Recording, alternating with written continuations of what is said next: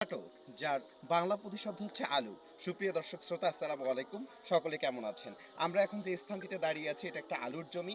আলুকে কমন খাদ্য বলা হয়, অর্থাৎ এমন কোনো খাবার নাই যে খাবারের সঙ্গে আলু মেশানো যায় না। আপনারা দেখতে পাচ্ছেন যে পীরগঞ্জ থেকে দূরে ভ্যান্ডাবাড়ি থেকে কিছু দূরে আমরা এখন দাঁড়িয়ে আছি আলুর জমিতে। চতুর্দিকে দেখেন শুধু আলু আর আলু, এবং সেই জমির আবাদও অনেক চমৎকার হয়েছে। অর্থাৎ প্রতিটা আলুর গাছ বেশ রসালো এবং তরতাজা।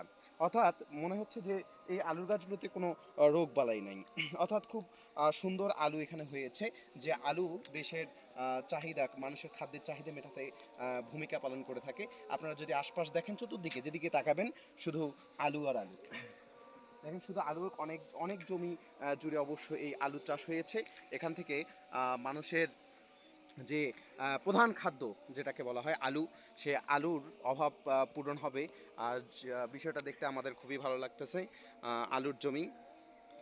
তো সকলকে আহ, ধন্যবাদ জানিয়ে আজকে এখানে শেষ করছি। আসসালামু আলাইকুম।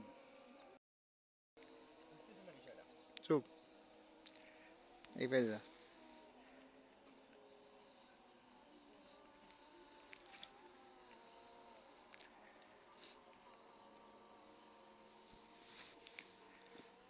ভালো হলো ভাই, আপনাকে নেই। ভালো হলো স্যার।